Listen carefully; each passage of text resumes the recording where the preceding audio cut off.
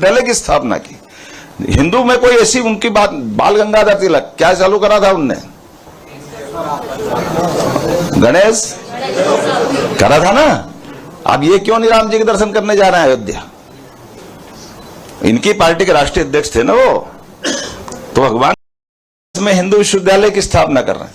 लेकिन इस शब्द को छोड़कर, क्योंकि पता नहीं क्या अपनी कल्पना कर ली, दुर्भाग्य से, जैसे मैं पृथ्वीराज सिंह चौहान से बात की थी, तो सोमनाथ का मंदिर तोड़ने का पाप किसने किया था? और सोमनाथ के समय देश हो चुका था गुलाम, तोड़ दिया उनने, कोई बात नहीं। तो जब दोबारा सोमनाथ का मंदिर बना 47 में, तो सरदार वल्लभ भाई पटेल किसके नेता थे, किस पार्टी के नेता थे? देश के उप प्रधानमंत्री थे। उन्होंने अपनी जनता से जुटाकर, जैसे राम मंदिर अभी बनाया, ऐसे जनता से धन जुटा करके सोमनाथ का मंदिर बनाया, और सोमनाथ का मंदिर बना करके बाकायदा प्रधानमंत्री को पत्र लिखा और निमंत्रण देने गए। क्या मंदिर बन गया, कोई धनराशि नहीं चाहिए थी? आप भगवान के दर्शन करो, पहली बार देश का 1000 साल बाद प्रधानमंत्री बना है, तो आप आइए, हमको गौरवान्वित कीजिए, ये प्रथम ज्योतिर्लिंग हमारे हैं, हम अपन सब मिलकर के आनंद मनाएंगे। नेहरू जी ने क्या किया, अरे ये कि हम ये सब मत करो, दूसरे धर्म के लोग नाराज हो जाएंगे। अब इसको क्या बोलोगे आप?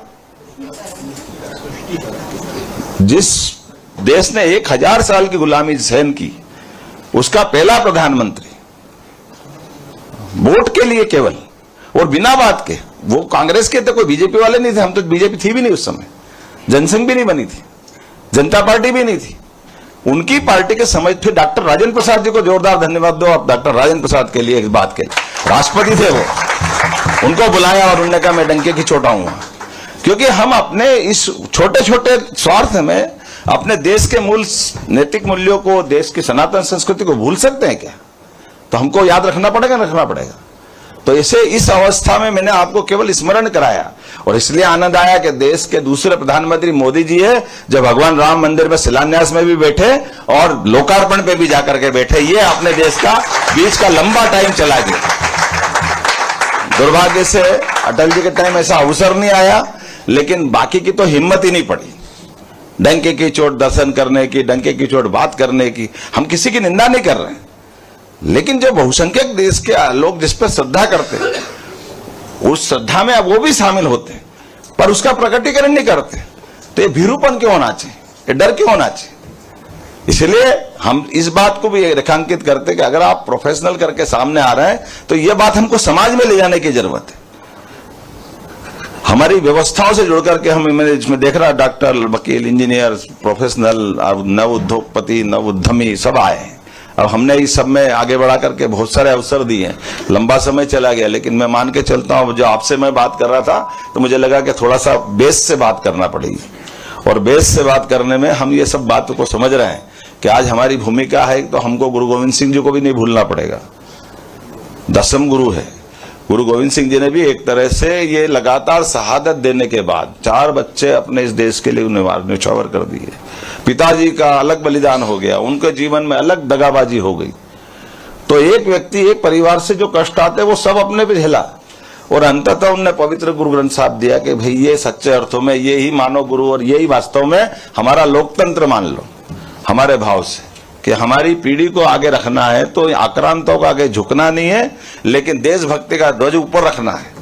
हमारी अपनी सनातन संस्कृति के आधार पर इस चीज को लेके चलने की जरूरत है। तो मैं मान के चलता हूं, आज के इस अवसर पर आप सबने आकर के भारतीय जनता पार्टी में जुड़ करके बात कर रहे हैं। अभी भी आप पूरे देश के परिदृश्य देखोगे तो आपको आगे पीछे वही मिलेगा, परिवार।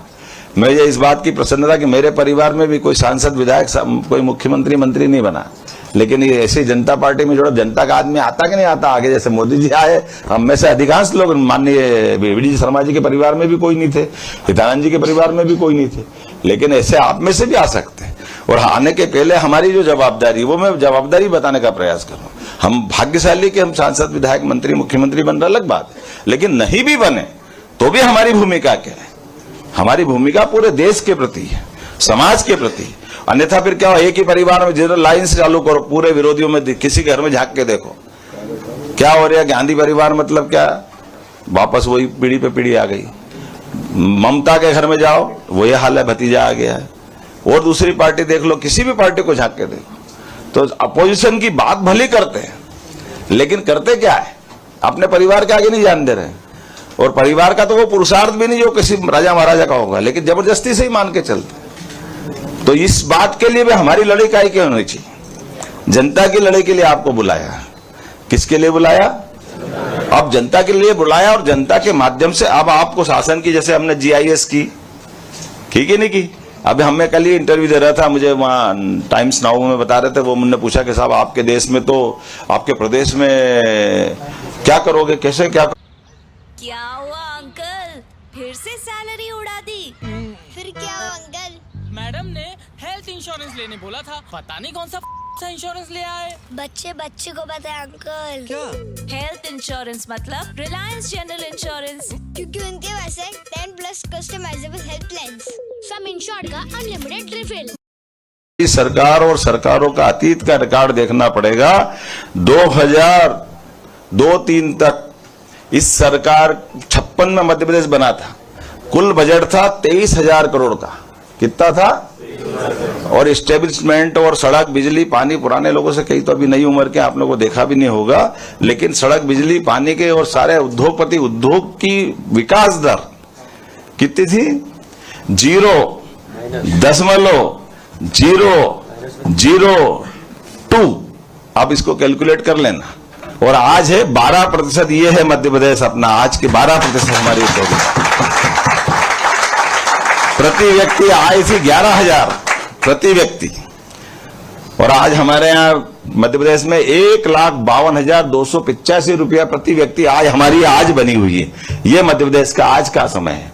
कहा 11,000 और कहा उनका बजट और हमारा बजट। और हमने कहा कि भाई आप बताओ मेरे को कि अगर आज 4,21,000 करोड़ का हम बजट लेके जा रहे हैं, और एस्टेब्लिशमेंट भी कितना है? 21% है ये। और राज्य के वित्त प्रबंधन के आधार पर जो नीति आयोग है उसने जो लिमिट दी 3% से अंदर की, उतना ही कर्जा ले रहे हैं, उससे बाहर। वो कर्जा भी काहे के लिए ले रहे हैं? निवेश के लिए। आप भी बताओ, किसी बैंक में आप जाओगे तो 10% आपका मैचिंग मिलाएगा ना, राशि नहीं मिलाएगा?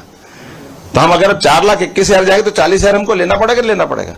तो हमारे उसके आधार पर आज हमारी GDP कुल मिला के 15 लाख करोड़ से ज्यादा की। आर्थिक रूप से हम सब प्रकार से समृद्ध हो गए। हमारे यहाँ बिजली हम सरप्लस है, पानी हम सरप्लस है, सभी प्रकार के रोड और कनेक्टिविटी के हाल कैसे अच्छे हैं। तो हम इन शहर के विकास के निवेश के लिए अगर आपको लेना पड़ता है, तो आप में से अकाउंट्स वाले भी हैं, मैंने देखा है ना, बैलेंस शीट कैसे बनाते हैं। आपने को ये बैलेंस करना पड़ेगा ना, करना पड़ेगा। तो हमारे राज्य के विकास के लिए जो जो कर सकते हैं वो हम सब करेंगे। और उसके आंकड़े के साथ बता, जहां 11,000 रुपए प्रति व्यक्ति आय लेके चल रहे थे, और हमने टारगेट दिए, गोल तय कि सरकार बनती तो केवल सरकार के लिए नहीं बनना चाहिए, सरकार 5 साल में अपना बजट डबल करेगी। और माननीय प्रधानमंत्री जी के जोरदार ताली बजाओ, जिसके आधार पर हमने कहा कि 25 साल में मध्य प्रदेश का अभी हमने कहा कि 5 साल में राज्य का बजट डबल करेंगे, 7 लाख करोड़ का। लेकिन ये 2047 तक हम में से कुछ होंगे नहीं होंगे अलग बात है, लेकिन उस समय 250 लाख करोड़ का मध्य प्रदेश का अकेला बजट बनेगा, 250 लाख करोड़ का। और अभी जो 1,52,000 रुपए प्रति व्यक्ति आए, इसको 22,50,000 रुपए प्रति व्यक्ति आय बढ़ाकर रखेंगे, 22,50,000। अभी अपने यहाँ रोजगार की बात कर रहे हैं। आज की स्थिति में सब कुछ मिला के देख लो तो हमारे पास आज की स्थिति में ये इसी GIS से 30 लाख करोड़ का निवेश है और 21 लाख लोगों को रोजगार दे रहे हैं। कितने लोगों को दे रहा है? 21 लाख लोगों को इसी निवेश के MOU के बाद, और आने वाले समय में इस पे और बढ़ाने वाले बहुत सारे प्रकार से। तो हमारे इन विकास के आयामों को ढंग से नीचे उतारने के लिए, बात करने के लिए, समझाने के लिए, अब ये मैं सामान्य किसान को अगर निवेश की बात करूंगा तो वो भी समझेंगे, लेकिन थोड़ी समय लगेगा। लेकिन जो आप बात कर सकते हो प्रोफेशनल नाते से, वो तो आप ही को करना पड़ेगा। और इसलिए ये प्लेटफॉर्म बनाने की जरूरत। और मुझे इस बात की प्रसन्नता, हमने बजट बनाते टाइम एक और निर्णय किया है। उस निर्णय में इसी बात को जोड़ा है कि हमारे साथ सरकार के आधार पर, अभी तो जिले जिले में कौन सी समिति बनती है? शांति समिति। जब दंगा हो जाए, झगड़ा हो जाए, त्योहार आ जाए तो क्या बनाते हैं? लेकिन अब हमने बदल कर क्या किया? विकास समिति। हर जिले में डॉक्टर, वकील, इंजीनियर सबको जोड़ करके विकास समिति बनी। भाई स्थानीय निकाय होंगे, नगर निगम होगी, पंचायतें होगी, वो निर्वाचन की अलग प्रोसेस है, उनका अपना काम चलता रहता है। लेकिन उस निर्वाचन के अलावा भी बहुत सारा बौद्धिक वर्ग के इतने सारे लोग बैठे हुए हैं, इनको जिले जिले में महत्व मिलना चाहिए। इनके उस जिले के विकास के लिए, प्रदेश के विकास के लिए उनके सुझाव आमंत्रित करना चाहिए, उनके साथ जोड़ने की बात करें, इसको वैधानिक दर्जा देना है। और इसीलिए और मुझे इस बात की प्रसन्नता, यशस्वी प्रधानमंत्री का जोरदार अभिनंदन करो, उनने अपना जो निर्णय किया है कि हाँ हमको इस देश को लंबे समय तक आजाद बनाए रखना है, तो 1 लाख लोग नए राजनीतिक क्षेत्र के कार्यकर्ता बनाने की बात कही, जिनके भरोसे से उनको अपनी राजनीति में रुचि बनाना। हमने कहा ना, आप रुचि नहीं बनाओगे तो और तकलीफ आएगी। ये जो वापस 1000 साल की गुलामी है, हमको हमारे लिए भविष्य में अपने देश को मोदी जी के नेतृत्व में, आज उनने संकल्प लिया कि 2013 में जब वो 11वें नंबर की आर्थिक व्यवस्था में थे, आज हम 5वें में पहुंच गए और ये साल खत्म होते होते हम जर्मनी को पीछे छोड़ेंगे और आने वाला 1 साल बाद जापान को भी छोड़ देंगे, तो 3रे नंबर की अर्थव्यवस्था पहुंचेंगे। और परमात्मा चाहेगा तो ऐसे खसकते खसकते हम देश के नंबर 1 की, दुनिया के नंबर 1 के देश बनेंगे। इस दिशा में अगर बढ़ना है तो हमको सब प्रकार से चलना पड़ेगा। इसलिए राजनीति में आने का भी आनंद है, जहां जिस मुकाम पे उसका भी आनंद है, और आंख नाक खोल करके सब प्रकार की व्यवस्थाओं से हमको अपनी प्रतिभा को निखारने का भी मौका है। राजनीति में आने का ये बिल्कुल अच्छी बात है कि कम से कम हम बोलना चाहते हैं, बताना चाहते हैं, अपनी बात करते। कई लोग तो संकोच में बोल ही नहीं पाते, अपनी बात ही नहीं रख पाते। लेकिन ऐसे मुझे लगा कि आज का ये बहुत अच्छा सत्र है। मेरी अपनी ओर से एक बार सब आपका अभिनंदन। आज तो आप विधानसभा देखो, लोकसभा देखो, भविष्य के बड़ी बहू ये